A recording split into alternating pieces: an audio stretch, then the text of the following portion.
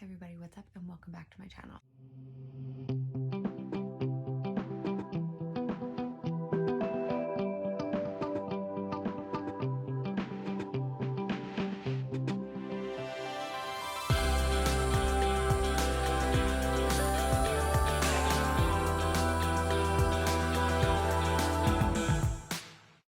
So I'm talking really quiet because I don't want to wake Bentley up, and I'm hiding in my bedroom recording this because he is sleeping in his stroller. When he sleeps in his chariot, he's such a good transfer. Like, it's super easy, but when he sleeps in his safety first stroller, not so good. So I usually just leave him in it, and lots of times I'll just like wheel the stroller down and put the stroller in his room and then just shut the door. But today I didn't, so because I was putting clothes away in his room, so I didn't do that. Anyways, not important. What's up? Welcome back, and I hope you're having a great day. My name is Janessa for all of y'all who are new here. I am a mother now, so my channel is basically motherhood, lifestyle, health, and fitness. Then welcome. If you're not new here, welcome back, and just so you know, I appreciate every single one of you so much. So before I get into it, if you are ever wondering about like videos or if I do any other posts, if you check out my Instagram, nessaraeyt, I have tons of posts that I do just like about motherhood for the day or about my health and fitness and stuff like that. So today's video is going to be my new series I was talking to you guys about, things I did not know or what I wish I would have known. So we're gonna just start off with a big bang and things no one told me before becoming a mom. Okay, we're just gonna like jump right into it. Number one is baby sleep. Nobody told me how hard it was gonna be to navigate baby sleep. Like, I just kind of figured you just go to sleep. Like, I just go to sleep. I mean, everybody has like their little quirks that they do before they go to sleep, but you just go to sleep, right? Babies are so different and they're so difficult, and their sleep cycles change and their surroundings bother them, and like the tiniest little things can set them off. And there's so much advice out there about sleep. Pretty sure I can make a whole video about this. Like, people say like blackout blinds, sound machine, put them down awake but asleep, no feeding to sleep, no sucky, must swaddle, don't swaddle, co-sleep, don't co-sleep, room share, don't room share, don't let them have stroller sleeps, yes, let them have stroller sleeps, cry it out, don't let them cry it out, time, don't let it time. Like, seriously, you could go insane about sleep, and I have actually gotten to the point where I'm just like, I can't, this is too much. My brain is going to explode. Like, there's just way too much stuff on sleep.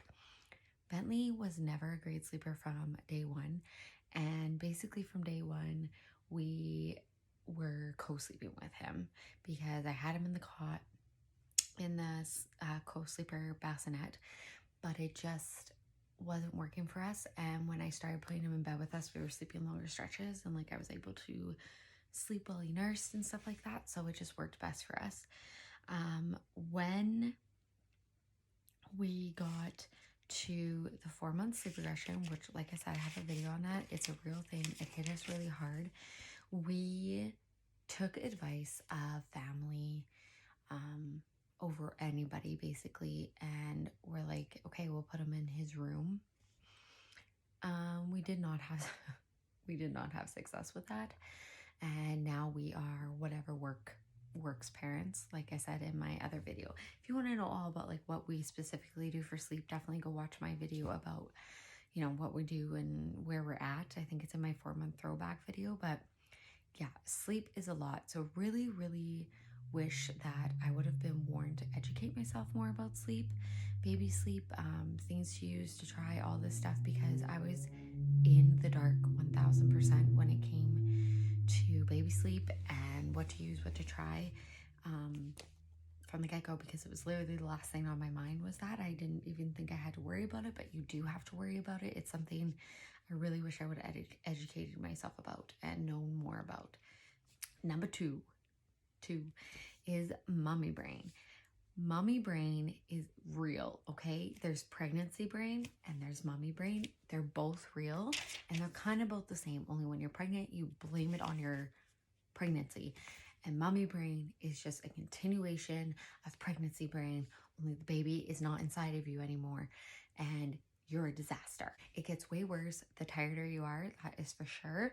But mommy brain does not go away. Like, it's a real thing. You can feel like you're on top of stuff, but you forget. Like, you will walk into a room and literally forget why you walked into that room. There are some days where I will put the ketchup in the dishwasher.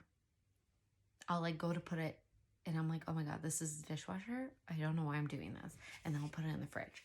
So it's a real thing. Like, don't feel bad about it, but it continues on after being pregnant. Number 3 is how frustrated you can and will get with your baby, okay? Here's something I need to put before we talk about this.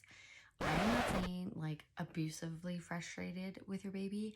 I am saying that as a human being, everybody has their breaking point. Everybody has a point where they get frustrated, and it is 1000% normal to get frustrated with your child no matter what. That is just how it goes. You're a human being and it's totally okay.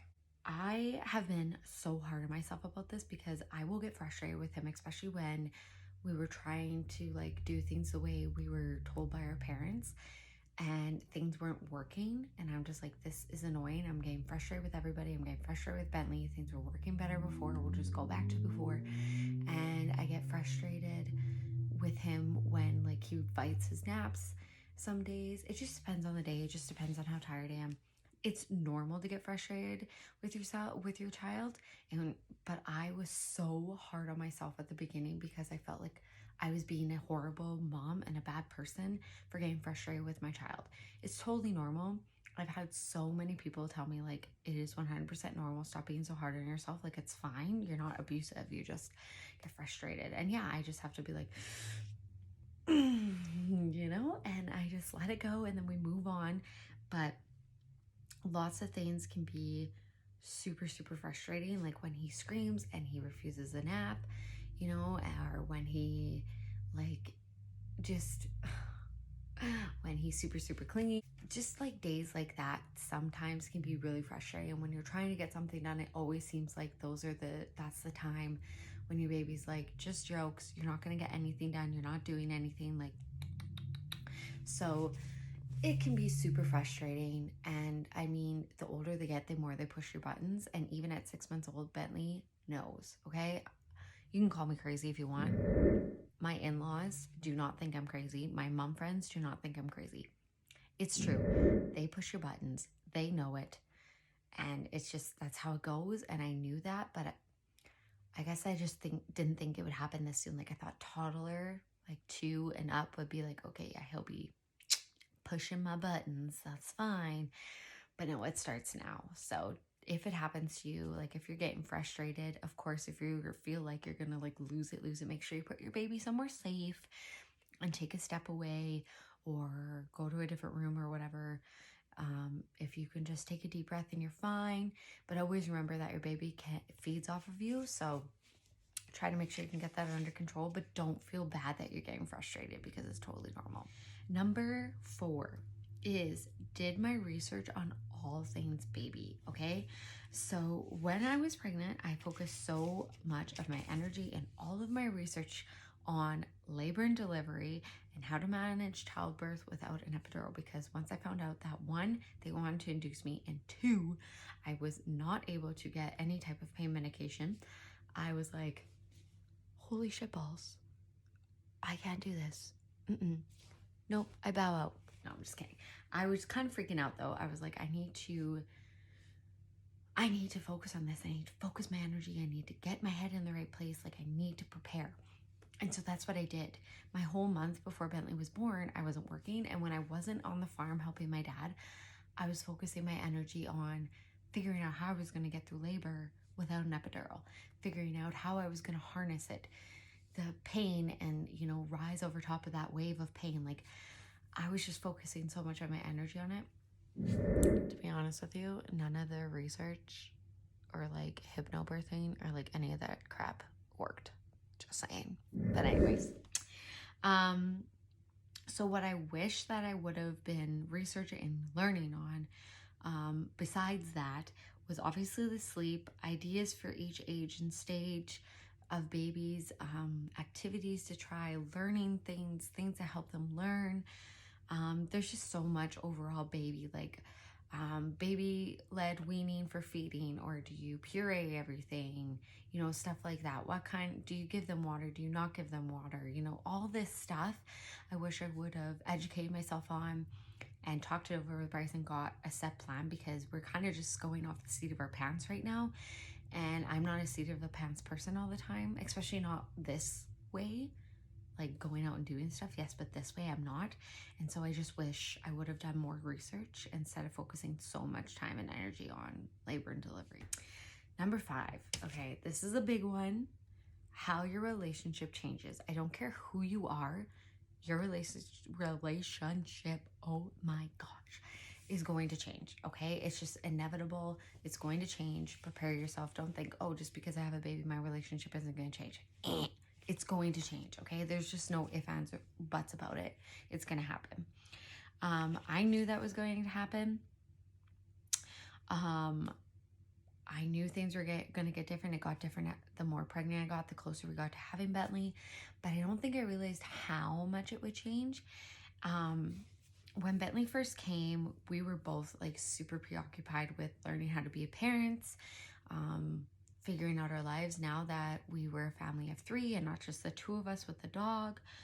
And like I was healing, figuring out how to do that. Bryce was helping me out with everything so much. Like we didn't have any time or energy for each other, really. And I'm so very grateful that Bryce was so chill during that time and like so focused on making sure I was healing and Bentley and I were okay, because if he wasn't, you know, things could have been super, super bad between us. Like I feel like it could have gotten way worse. Our relationship has blossomed since we had Bentley. We both have such a new appreciation and affection for each other since having Bentley. Things changed for Bryce, and he's told me a million times about this, and things also changed for me. Like I have a deeper love for him. It's like seeing him with his son. It's just crazy. Like it just brings on this crazy sense of love, this crazy sense of emotion, seeing my soon-to-be husband with his son, and how amazing of a father he is, how amazing of a partner he is. But it's also is challenging, because finding you time is pretty much impossible, especially for us with a baby who is not a good sleeper. It's not like I put him to bed and I sit up with Bryce and we have us time. I go to bed the same time Bentley does, because I never know how much sleep I'm going to get at night. And I have to function all day because he's gone all day, right? So we really had to work on our relationship that way. When we were not getting any sleep, things were really, really tough. We were really hard on each other. We were always on thin ice. Like it was really, really tough. It was really hard. And finding your own special time, you get where I'm going with this? Yeah.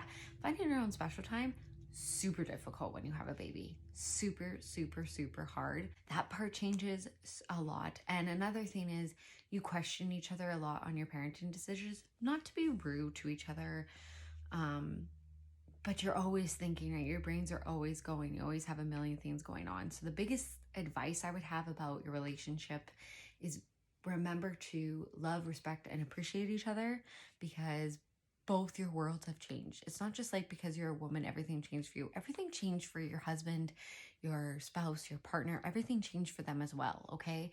Their world has flipped upside down too.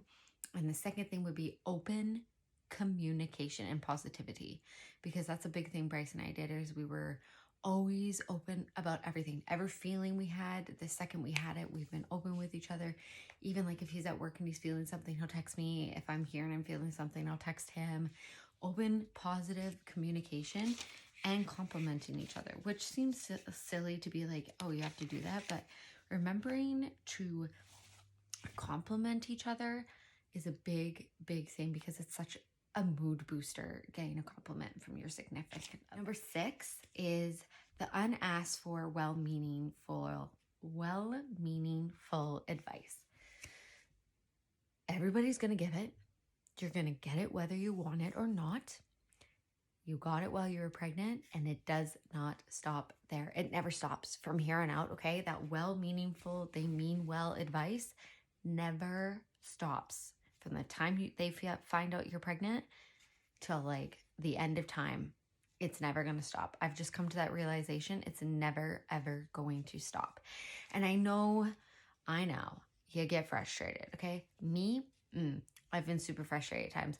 We have driven an hour home, and both Bryce and I have bitched about the well-meaningful advice and wish people would just shut their freaking mouths because you don't understand, or the ones that get mad at you because you don't do it their way, or because like you're listening but they can tell you're not really listening.